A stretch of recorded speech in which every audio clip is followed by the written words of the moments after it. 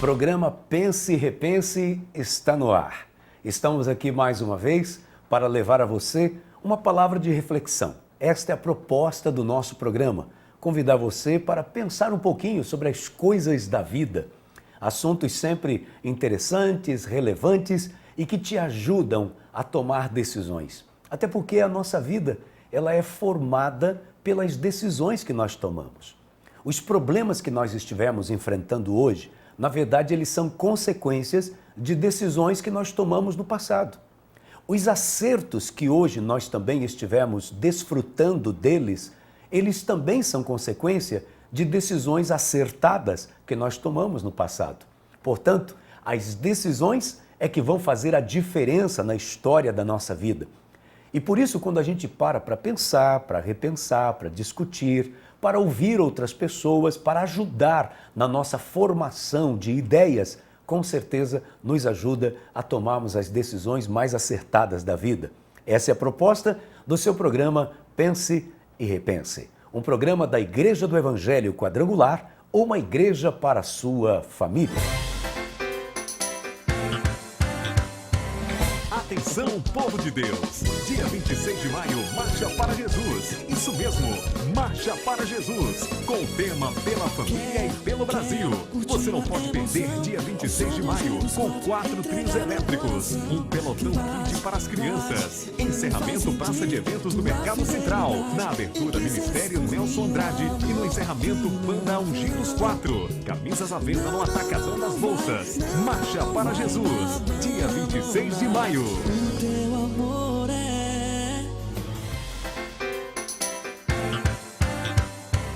O programa de hoje, nós vamos estar falando sobre a profissão de chefe de cozinha. Você já percebeu como isso realmente virou moda?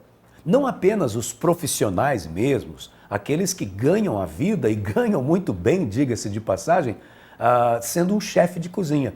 Mas não apenas esses, mas também hoje, nas casas, você percebe as pessoas valorizando mais esta área da casa. A cozinha sempre era um cantinho lá jogado, né? Onde apenas a dona de casa se preocupava com aquele canto, com aquela parte da casa. Hoje não. Hoje realmente a família toda está preocupada e envolvida com a cozinha de uma casa. Até porque isso ganhou um espaço, uma relevância muito maior hoje. Eu até tenho meu pensamento a respeito disso.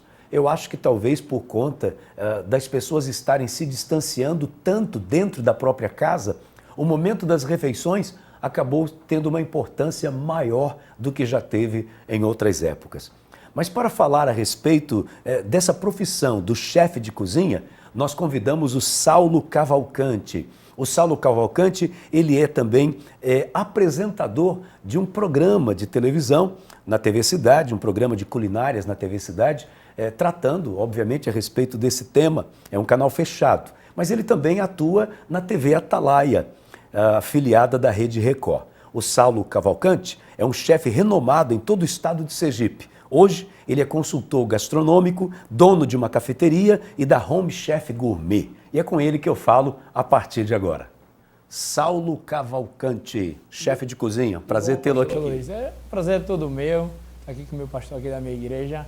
Um convite muito gostoso de receber para falar um pouco aí da minha profissão hoje, como anda a gastronomia aqui no estado de Sergipe, principalmente, né? E é um assunto com certeza interessante, porque eu fico imaginando assim, para você que está dentro dessa área, então é uma coisa comum, né? É o seu dia a dia. Mas para quem está do lado de fora, é sempre algo novo ainda. Falar de gastronomia, chefe de cozinha, né? É algo assim bastante interessante e com certeza desperta ainda muitas curiosidades para as pessoas. E eu começo lhe perguntando assim, de que forma você foi despertado para essa área? Quando isso começou? Então, começou quando eu fui passar umas férias na Paraíba e eu vi lá aquela placa bonitona, grandona, curso de gastronomia, e eu já queria sair de Aracaju por alguns motivos pessoais. Fiz, olá, acho que é para mim essa placa e tal. Me matriculei no vestibular, passei entre os primeiros da turma, como eu não sei. Como que é o vestibular para gastronomia? Uma curiosidade. É o mesmo padrão, só que aí algumas notas eles avaliam mais, tipo, a matemática pesa mais, porque você tem que calcular quanto custa um prato, então tem que ter ficha técnica, então eu me saí até bem, né? Fiquei ali entre os primeiros, eu fiz, olha, então conversei com meu pai, fui para Paraíba. Quando eu voltei, eu já voltei trabalhando. E esse despertado da gastronomia já vinha antes do estudar. Sempre pegava alguma coisa na geladeira, eu sempre me virei com minha própria comida. Você já morou sozinho, Saulo? Já morei sozinho. Ó, quem quiser começar a cozinhar e mora sozinho, já é um grande passo para começar a fazer a gastronomia aí. Verdade, até porque é necessidade, né? É uma necessidade. Ninguém aguenta estar comendo pizza congelada, lasanha congelada o dia todo, não. Tem que dar uma viradinha ali, aprender a fazer o arroz, que foi um pouco até difícil. Estava empapando aí até pegar o macete, mas deu certo. E depois que eu morei sozinho, eu estudei, morei só lá na Paraíba e voltei, graças a Deus, está dando tudo certo. Eu acho que dentro da gastronomia deve ter um momento em que a pessoa faz a sua opção, né? Para que área que ela vai dentro da gastronomia? Como é que foi isso com você? Geralmente, o curso de gastronomia não tem os alunos de 17 a 20 anos. Aquele cara que estuda para gastronomia, como é o caso da medicina. É difícil você encontrar um aluno de medicina com 40 anos de idade. Sim. É quase raro.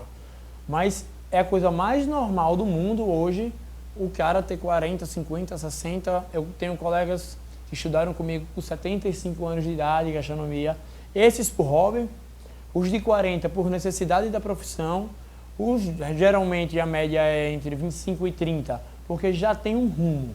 É confeiteiro, gosta de fazer bolo, ou é padeiro, gosta da questão da padaria, ou já trabalha em algum restaurante e vai para a cozinha quente. Então a grande maioria hoje já tem um direcionamento.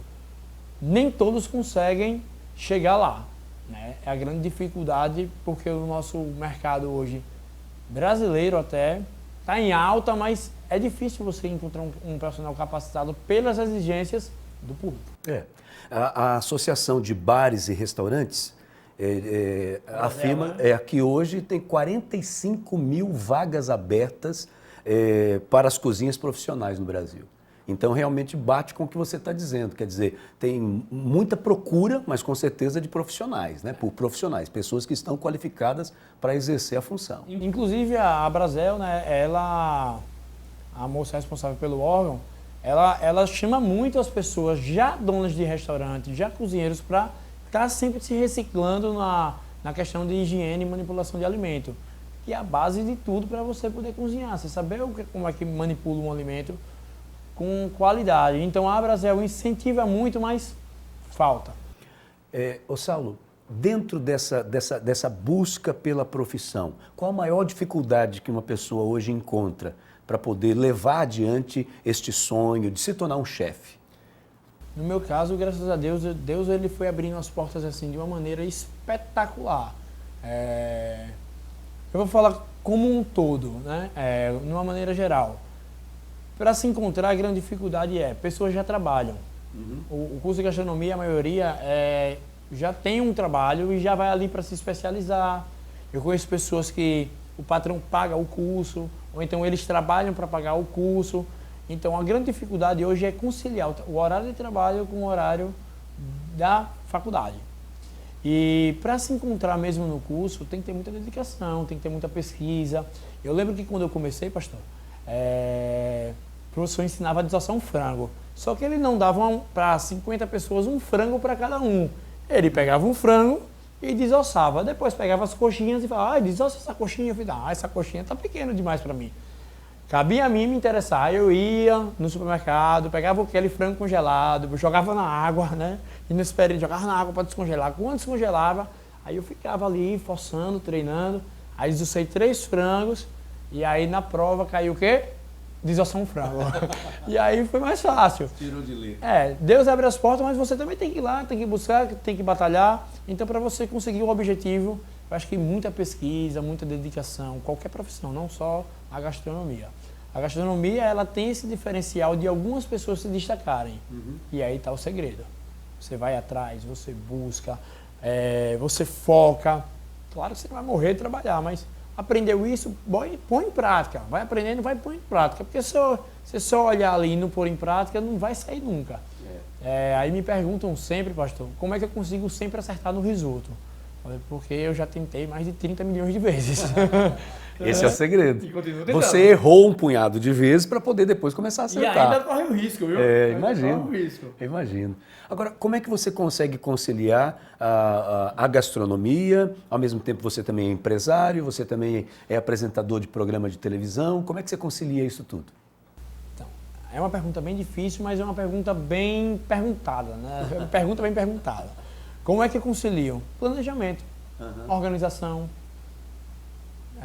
Todo dia que eu me acordo, eu às vezes acordo um pouco ansioso e já penso lá no final do dia, caramba, hoje tem tantas coisas para fazer, eu vou começar com isso, aí eu paro, primeiro agradeço a Deus por mais um dia, né, e falo, oh meu Deus, me ajuda aí, me guie, o que é que eu tenho que fazer primeiro? Ah, lembrei, eu tenho que levantar da cama, escovar os dentes e tomar um banho e tomar um café. Depois que eu faço as necessidades básicas, aí eu penso no que é que eu tenho que fazer, já está a minha agendinha aqui, eu mesmo faço, porque se alguém fizer, para mim vai dar errado, eu mesmo faço, eu tenho essa mania de, não, deixa que eu faço isso para você, aí eu fico, já fez? Cadê?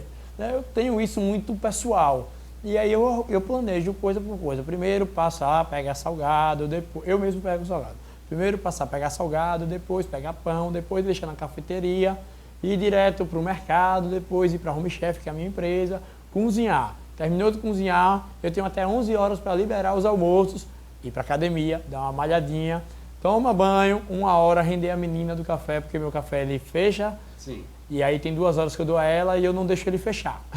Eu quero ficar lá para manter meu negócio aberto. Café.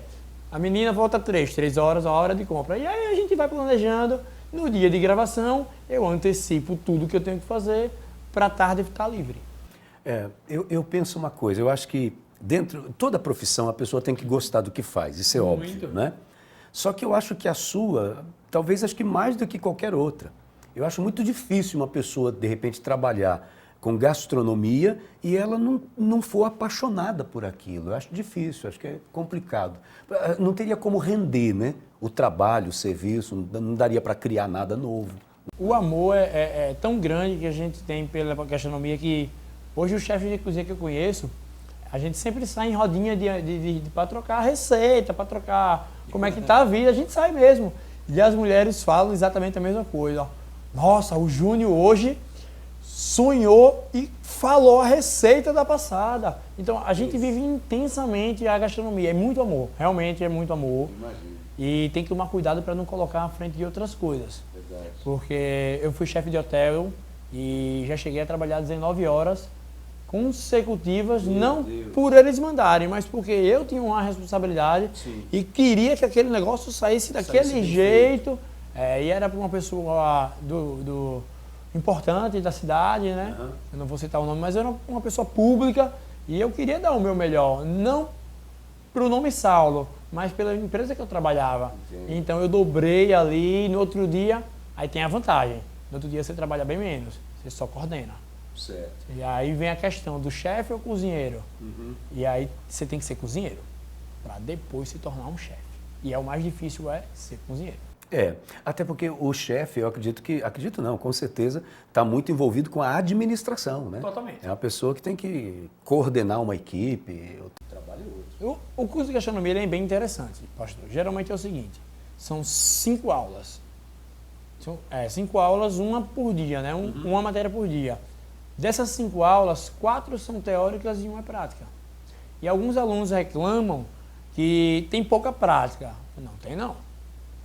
Tem que ter teoria, porque você está estudando para ser um gastrólogo ou gastrônomo, você está estudando para isso, e a prática você adquire, como eu te falei... Sim, vai lá no supermercado, compra o frango congelado, uns 3 de preferência, chega em casa, descongela e vai desossar. Exato. E depois cai na prova e você passa. Mas é mais ou menos isso aí. Mas com certeza. A gente precisa da teoria. Eu preciso saber o que é. Aí o professor chega lá, então vamos ter prática? Vamos ter prática. Sabe? Luiz da Silva, pega uma cebola e faça um corte brunoise. Ah, sim, para agora. Ok. Para agora. Aí fica esperando alguém cortar, né? Eu chamo o Saulo. Aí você dá uma olhada, né? A faca, né? Aí bota a cebola daquele jeito. Você entendeu? Se você sabe o que é uma cebola brunoise e ele está explicando o que é em forma de cubos pequenos, médio, curto ou longo, que por sorte também é uma régua que eles botam lá para você fazer a prova. Sim. E eu fiquei testando essa Brunoise lá, né? E aí o professor na prova fez, Saulo, você vai fazer a Brunoise e vai ter que passar no quadrado. Eu fiz, ih, ferrou, lascou. E eu acertei as 3. Entrou a pequena, a média e a longa. Aí ele, como é que você sabia? Eu falei, ô professor, fiquei treinando em casa, chorei bastante. Haja cebola, mas por quê? Ele deu a teoria. Uhum. Ele explicou como é que fazia um médio, um curto e um longo. É um cubo de cebola. Se falar, Luiz da Silva, faça uma cebola picada em cubo, você vai saber fazer. Uhum. Mas a teoria, a gastronomia requer que você saiba o que é uma brunoise, até porque hoje os nossos clientes, eles sabem o que é uma cebola brunoise, eles sabem o que é um frase. O apreciador mesmo, ele né? Já chega ali sabendo do que... E tem isso, né? As pessoas, ele é gourmet. Não, gourmet é a pessoa que entende de gastronomia e bebida. Uhum. Esse é o gourmet. O cozinheiro é quem sabe cozinhar e o chefe é o grande administrador. Por isso que a gente tem matéria de marketing, a gente aprende a marketing, a gente aprende ficha técnica, que é para saber compras, aprende tudo. Se for um aluno dedicado e esforçado, que aí é o grande segredo, também vai dar, é meio caminho andado. Saulo, quero agradecer, quando o papo é bom, o tempo voa. Eu falo um pouquinho, né? Não, o tempo voa, é assim mesmo, é legal.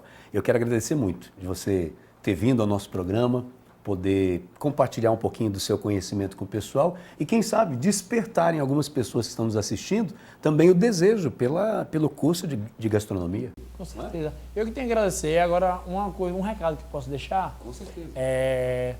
O povo pergunta qual a receita do sucesso. Uhum. Essa é uma pergunta constante. Primeiro, não tem glamour. Não tem glamour. Ele é chefe. Eles já me apresentam assim, ele é chefe. Aí eu fico, não, eu sou cozinheiro. A receita do sucesso é, primeiro, acreditar num Deus poderoso. Ter fé, acreditar, porque não é fácil. Você fica 12 horas, 8 horas dentro de uma cozinha já é muito difícil, porque a pressão é muito grande. E quem está para apreciar quer comer do melhor. Então, você tem que ter fé, você tem que ter foco, você tem que ter compromisso, você tem que estudar mesmo, tem que ralar.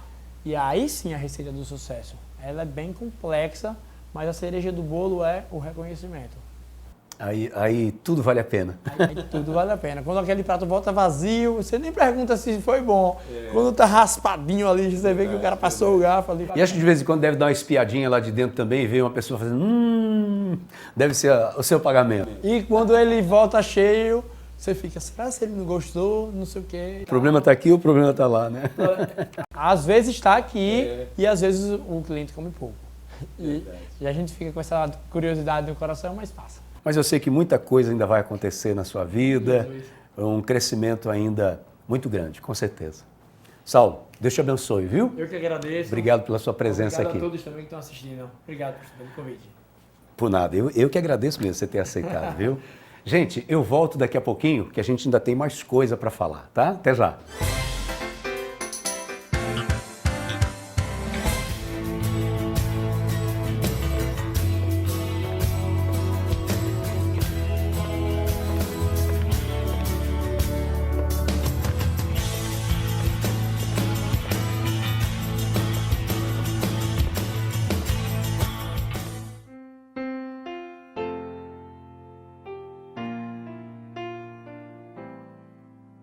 Depois dessa conversa, eu acho até que deve ter te dado fome, né?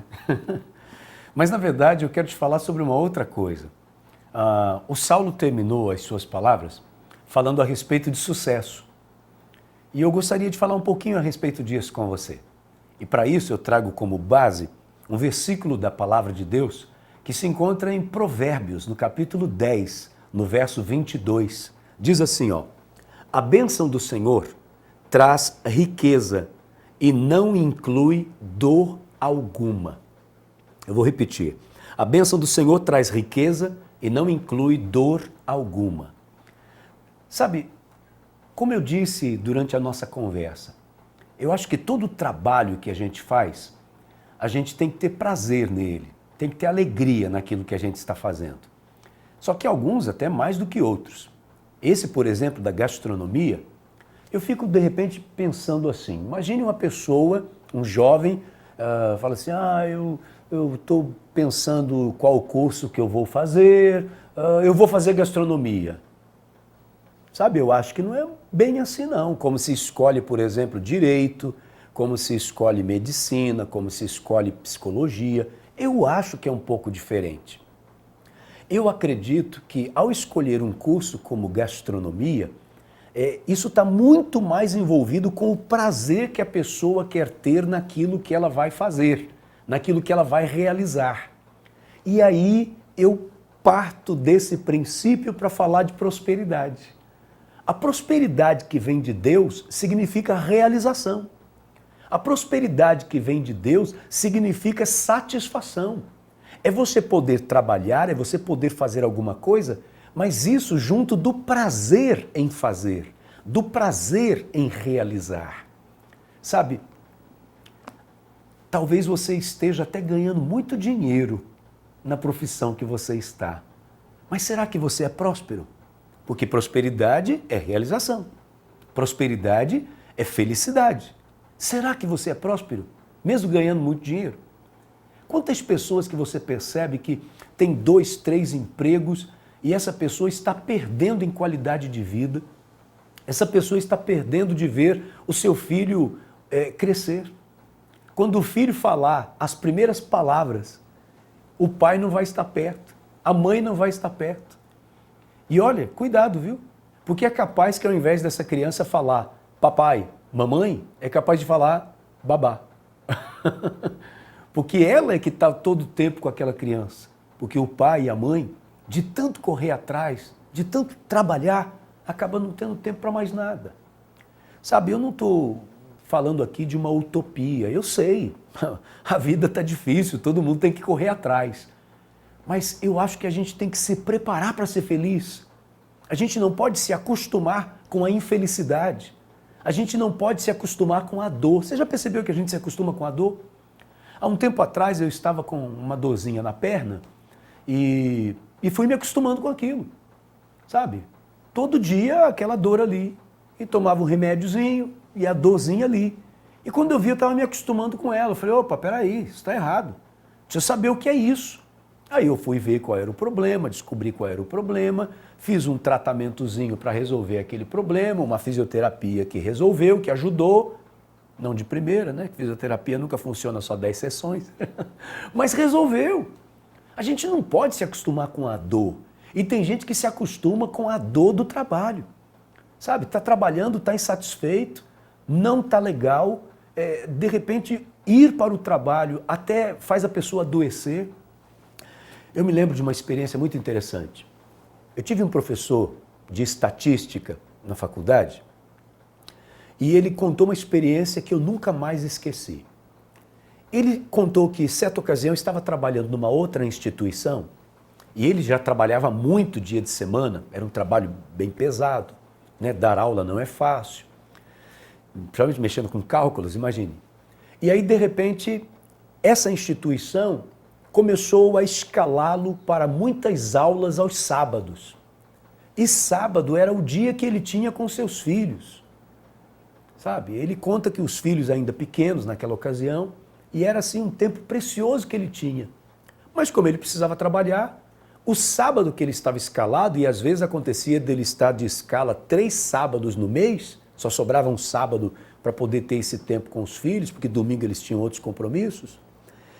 Ele disse que quando chegava o dia de dar aula, ele adoecia.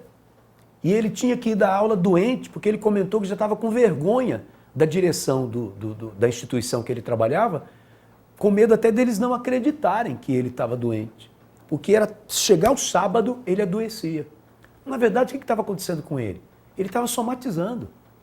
Estar ali naquele lugar, para ele, era algo tão pesado, e estava tomando o lugar de algo tão importante na vida dele, que ele adoecia. Você entende como isso é sério? Sabe, eu ouvindo Saulo falar, ele mesmo disse, né? Eu falo bastante. E fala porque ele tem o que falar, ele está alegre. E eu conheço o Saulo já tem um tempo e ele é assim, ele é entusiasmado com o que ele faz, ele começa de vez em quando ele manda um prato para mim assim, e depois ele quer saber como é que foi, se estava gostoso. É o jeito dele. Ele é empolgado com aquilo que ele faz. Você percebe que ele vibra com a profissão dele. E por isso que eu fiz questão de convidá-lo, para poder dar um gancho para eu conversar sobre isso com você. Você está satisfeito com o que você está fazendo? Então vamos por partes aqui, antes de eu orar por você. Eu concordo que na vida, principalmente na área profissional, nem tudo vai acontecer redondinho do jeito que você quer, do jeito que você espera. Porém, eu acho que você precisa se preparar para esse momento chegar. Então, se hoje você está trabalhando e talvez até não está no lugar onde você queria, quem sabe até profissionalmente você não está atuando na área que você gostaria, talvez você é formado nessa área e está trabalhando nessa outra, e isso lhe traz insatisfação. Tudo bem, é o momento? É o que se tem para hoje? Então faça. A própria Bíblia diz, aquilo que vier às mãos para fazer, faça.